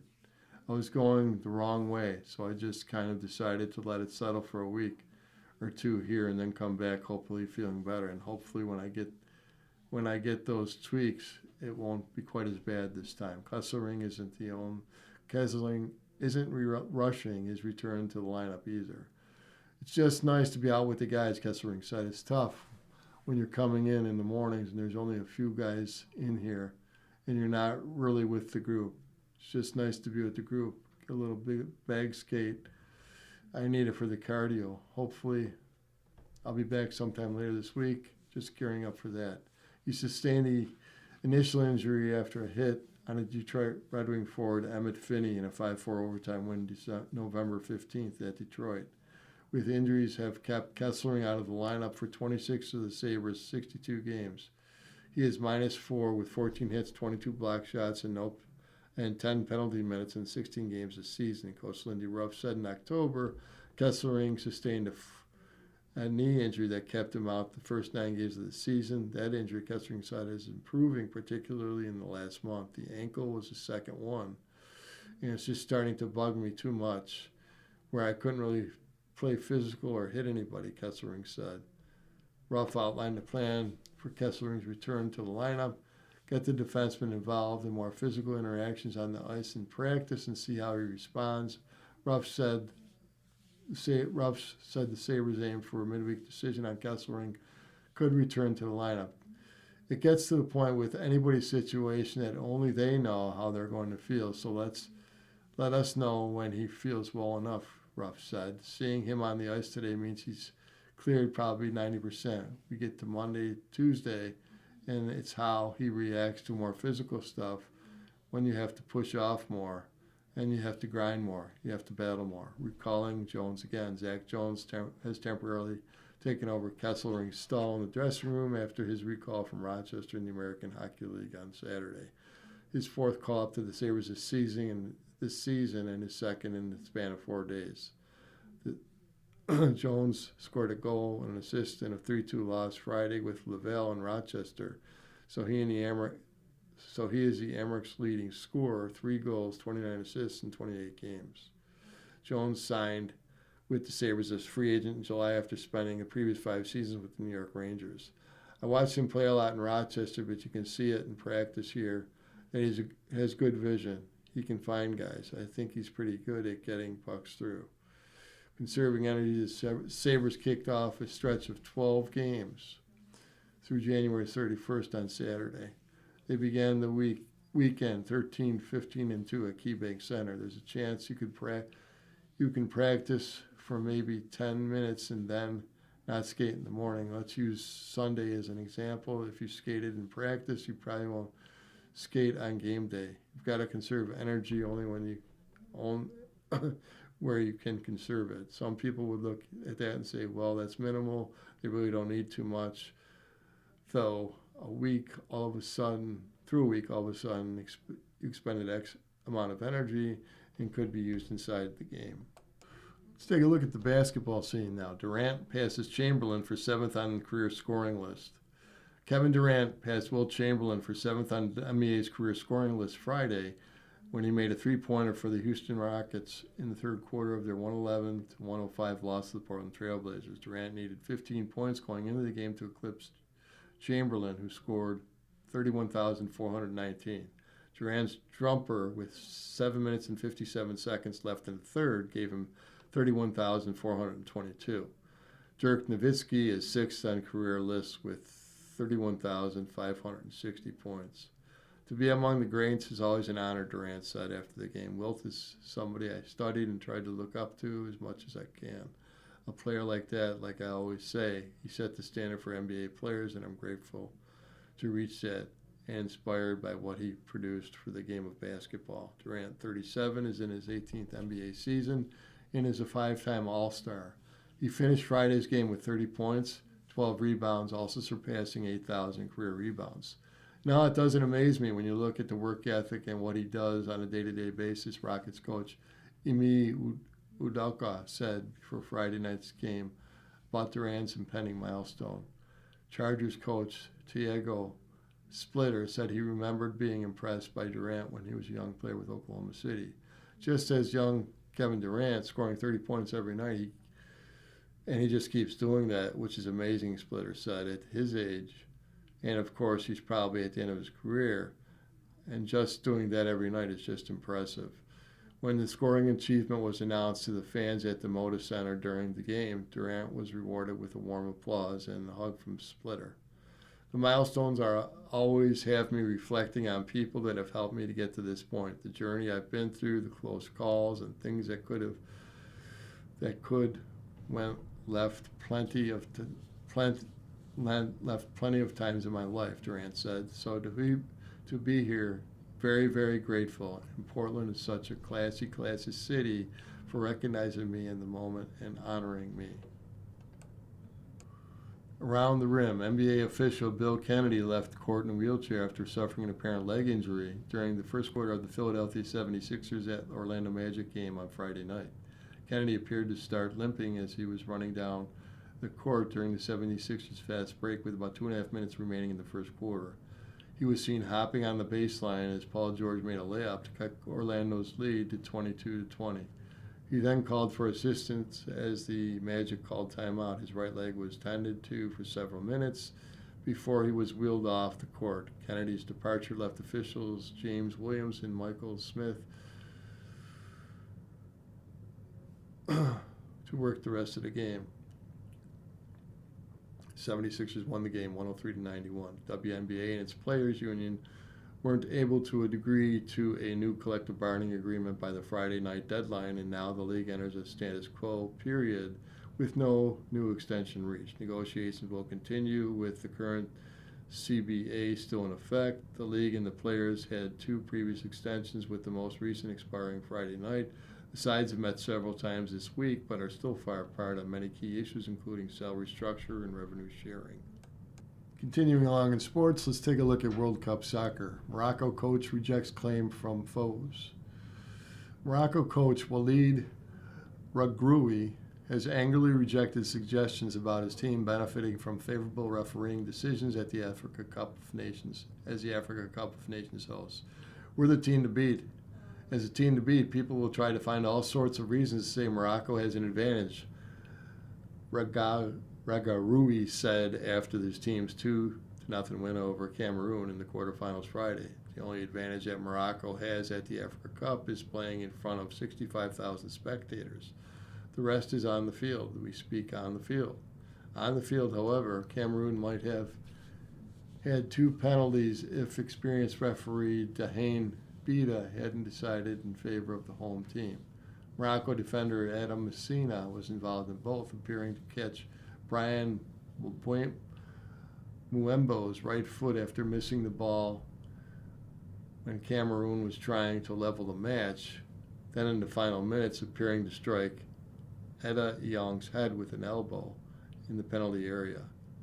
Bida, who refereed the final at last edition, also decided not to show Bahal El Kahana's a second yellow card for stopping Danny Namaso on a comeback shortly before Ismail Sabari wrapped the win. Many people want to believe, or make others believe, that we have advantages from the referees. Personally, I saw penalties that could have been awarded us. As for referees, I never talk about the referee. Raghwi said. A Moroccan coach then spoke about a penalty his team was not awarded against South Africa in the previous tournament at Ivory Coast, and wrongly said he was suspended for no reason at the tournament. Raghwi was suspended for 2 games at the previous edition of this role for his role in the dispute with Congo captain Shandel Memba at the end of their game that led to a melee between players and team officials. The statistics show us is a better team than others, Raghwi said. Getting back to this edition, we create far more opportunities than our opponents. Not a single goal was disallowed for Cameroon or for any other team. When you want to get rid of something, you find a pretext. Mali and Tanzania also had penalty claims against Morocco rejected in previous games, while Morocco also had a penalty awarded after a VAR check in the draw against Mali. Thousands of whistling Moroccan fans tried to help referee Abdou Abdal Mifire make up his mind while he consulted replays before he eventually decided to penalize Mali's Nathan Gassama for handball. He initially ignored Jawid El Yamiki's penalty area foul on Mali's Lassine Sinioko before awarding it some minutes after a VAR check. There did not appear to be any VAR checks against Cameroon on Friday. Morocco has played all of its matches in near 70,000 capacity Prince Moulay Abdallah Stadium in Rabat, while the vast majority of supporters are shooting for the home team, creating an intimidating atmosphere for opponents and referees. Azamin's lifts. Nigerian Victor Ajman scored 1 goal and set up another for Nigeria to down Algeria 2-0 on Saturday to place in the semifinals for the Africa Cup of Nations. The Super Eagles, who had a far from ideal preparation with the reports of bonuses not being paid, will face Morocco in the second semifinal in Rabat on Wednesday. They needed patience and Marrakesh against the team with the best defense in the tournament after failing to take their chances in the first half. Akor Adams fired over when he had only Luka Zidane in Algeria to beat in goal to beat. And Calvin Bassey had another effort cleared off the line. Ashiman finally scored just after the break when he handed the ball back across Zidane's direction of movement from Bruno Animachi's cross. It was the first goal of the tournament conceded by Zidane, whose parents were in the stands. Patient build-up play proceeded after Alex Iwobi's pass to Ashman, who unselfishly played across for Adams, who eluded the outrushing Zidane and poked the ball into the empty net. The 3-time champion Nigeria, which lost the final to Ivory Coast in the last edition, is bidding to win the title for the first time since 2013. It would help make up for the disappointment of failing to qualify for the World Cup. Now let's look at the Bills mailbag. NFL Sunday. 4-point plan on how the Bills can knock off the number 3 Jaguars.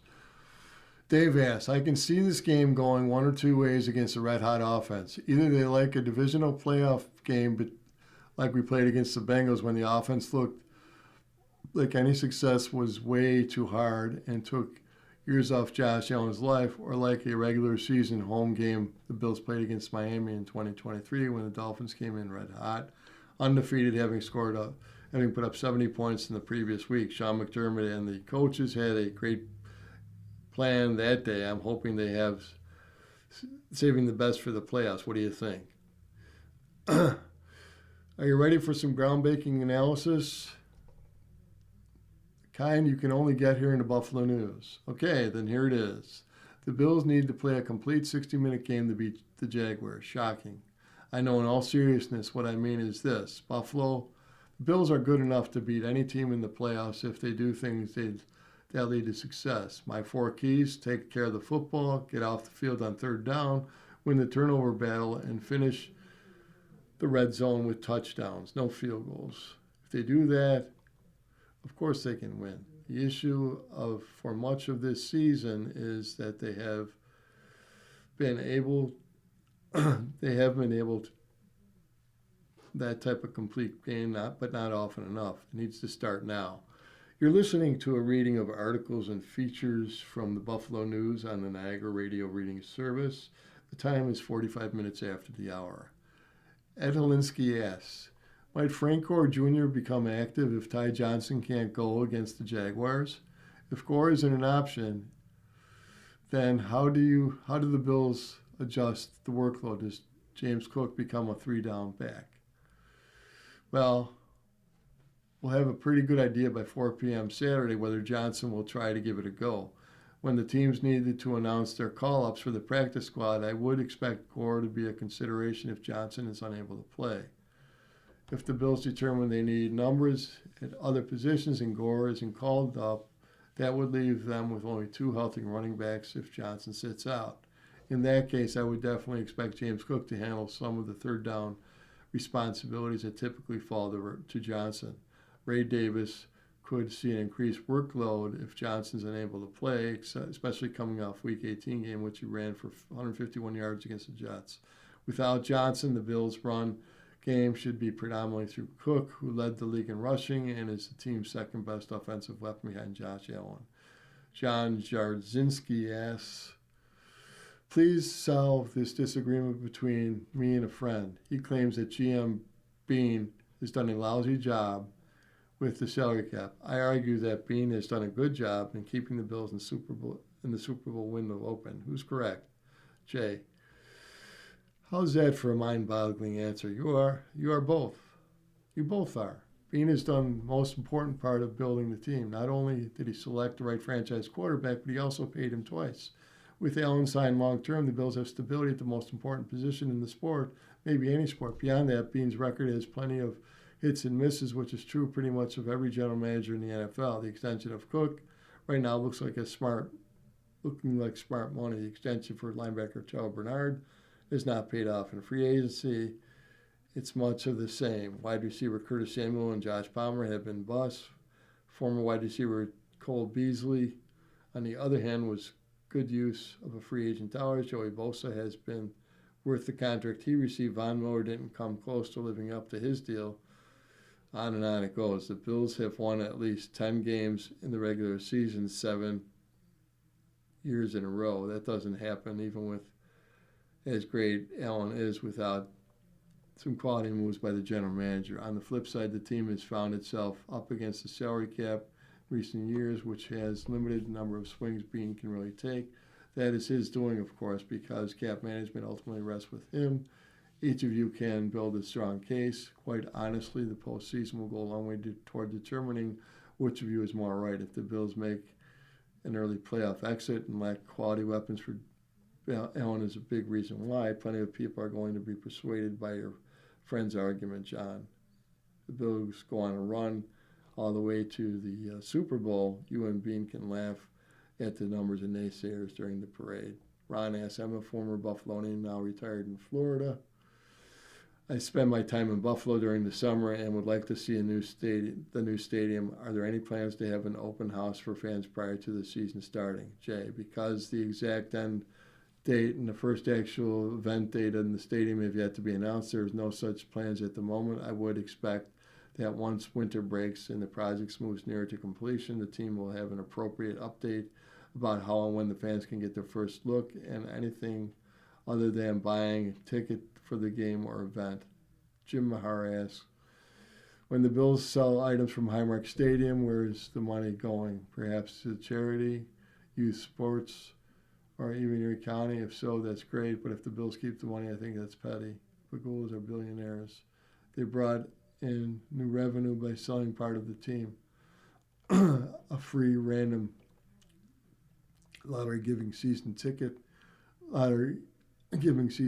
holders first right for their seats would be an excellent way to reward them fans for over 50 years of support. Your thoughts, Jay? From the Buffalo News in November, the agreement would split revenue 50-50 with Erie County, and the company Collectible Exchange recoups its expenses for removing, refurbishing, restoring, and marketing, selling, and shipping everything it can put up on sale. Revenue to the county is estimated to exceed $1 million, according to county and Bill's officials, based on the sales experience of Collectible Exchange everywhere. So no need to worry, Jim. It's not going in the already deep pockets of the Pagulas. Striking from distance, Bills running back James Cook led the NFL in rushing this season. His linemen dish on their favorite runs. Left guard David Edwards. Edwards called Cook's 44-yard touchdown run against Cleveland Browns unbelievable. He molded Cook's long runs against Carolina Panthers as well, before thinking even further back to a twisting, shifting, and ultimately speeding run December 14th for also 44 yards. Probably the week 2 against the Jets one, because he was a man pressure cook. Edwards said a lot of moving parts and had to work out. He made my guy miss, and then somehow he was able to accelerate past everybody for a touchdown. So if I had one to pick, I'd probably say that one. But Edwards thought longer. He didn't want to limit himself to just touchdowns. The one that was freaky, which just shows how gifted he is, was against the Chiefs, Edwards said. In the third quarter, the Bills were starting to drive their own 40-yard line. We had a run-open gap wrap trap play, and he fit through the hole between Reggie Gilliam and I like this big gesturing head about a foot apart, and Cook broke it off, untouched by the safety, and for a 12-yard gain. And I remember watching it that night after the game and saying myself, golly, what a special, almost like the runs that aren't touchdowns you think of more than the big ones and things that he does for 12 or 20 yards. Center Connor McGovern, Bill's center Connor McGovern. The impressive run started early. McGovern looked back at the Cook touchdown run in week 2 against the Jets. They had the Mike blitz in the Cybo. Right guard Osiris Torrance was able to get through, McGovern said. The fact that the 44-yard touchdown came so early in the season also built confidence for the Bills' offense. Anytime he touches the ball, he can take it to the end zone, McGovern said. And so it makes us want to block that extra second longer, just so we sustain our blocks, because anytime he can tear a 1 or 2 yard gain into a touchdown. Right tackle Spencer Brown. The Bills were trailing the Browns early in their game, December 21st, when Cook took the ball around midfield. Right tackle Spencer Brown cited that run as one of his favorites, probably the Browns. There's a couple. The Browns, where we had the gap scheme, and they were 2 guys in the hole, and he said, "I'll see you later." Trips over a guy, then breaks it out for 50. That was a good one for me. Brown had to think hard to place which games other runs came in. Testament of how many highlight reel runs Cook has put in the season. The other one, he gained like 20. He ran outside the zone and right, and he just somehow kept his feet. He was jump cutting in a way in which he was falling through the air and picked up 20 yards, Brown said. But he also went crazy in the Carolina game. But that's about every other day for us. Left tackle Dion Dawkins, like the running back he blocks for, Dion Dawkins, initially couldn't choose. They're all beautiful, but then Dawkins zeroed in on a pair. Browns game was super dope. Panthers game was super dope, Dawkins said. Cook has 2 touchdowns in each of those games, but Dawkins was talking about the longer one in each case, the 44-yard against the Browns, the 64-yard against the Panthers. Cook had to break tackles and stiff-arm guys, Dawkins said. I think what stands out for me most is just how fast he really is, because he's so quick. Like, he just doesn't look like he's running fast, but he gets close to a guy, and then there's all sorts of separation. Right guard Osiris Torrance. Torrance also brought up the Browns game, but unlike his teammates, he was particularly pumped about Cook's 3-yard touchdown run. We ran a duo, and usually he hits duo outside. Outside, he'll run up and cut outside, run out and around, Torrance said. But this time we practice it. We practice it like 2 times that week, and we would keep it inside. And he played it perfect. We went right off my block, ran it up, cut it to the right, went to the linebacker. Like as I went to the linebacker, he cut it right inside, and went in and scored a touchdown. Just how good and in sync 2 players can be, not even communicating that much, but from knowing each other's play, from playing without each other so long. The Bills also have seen how other teams were starting to play their linebackers on certain dual plays, knowing Cook liked to bounce it outside. So we said, if they do it this time, we just hit it inside, Torrance said. It was like something we put in on Thursday. The run illustrated a few things to Torrance. One, that the team can adjust within the season to opposing defenses and give Cook new looks, and 2, that the chemistry there is between Cook and each member of the offensive line, and no matter how short the run is, 3 yards in this case, every carry matters moving forward. Very gratifying, just showing that you can win a football game even in more ways than one, Torrance said. Let's take a look at the scoreboard now, the NHL for Friday. Washington 5, Chicago 1, Winnipeg 5, Los Angeles 1, Utah 4, St. Louis 2. In the NBA, Friday results: Boston 125, Toronto 117. Philadelphia beat Orlando 103-91. New Orleans topped Washington 128-107. The LA Clippers 121, Brooklyn 105. Oklahoma City 117, Memphis 116. Atlanta 110, Denver 87. Phoenix 112, New York 107. Golden State topped Sacramento 137-103. And Portland beat Houston 111-105. Milwaukee beat the LA Lakers 105-101. Let's take a look at the some college basketball scores. Friday scores: Canisius beat Manhattan 70-64. Fairfield beat Rider 68-62. Iona topped Niagara 71-53. Marist 76. Sacred Heart 72. Merrimack 63. Siena 59. Mount St. Mary 70. St. Peter 65. In the Midwest, Akron 77. Bowling Green 67. Green Bay 75. IU Indianapolis 59. Miami Ohio 87. Toledo 59. Northern Kentucky 85, Milwaukee 67, Oakland 97, Cleveland State 72, USC 70, Minnesota 69 in overtime, Wright State 64, Detroit Mercy 82, Youngstown State 99, Bryant and Stratton 61, Colorado State 70, and UNLV 62 in the far west. You've been listening to a reading of articles and features from the Buffalo News for January 11th. We read from the Buffalo News on weekday and Sunday mornings at 9 a.m., rebroadcasted at 4 p.m. For more information, call 716-821-5555. Your reader today has been Ron Bickelman. Coming up next on the Niagara Frontier Radio Reading Service, we have a reading of Buffalo Magazine. Following that at noon is the Sunday Gusto. And at 1 o'clock is the Sunday front section of the New York Times. Stay with us for these readings and more.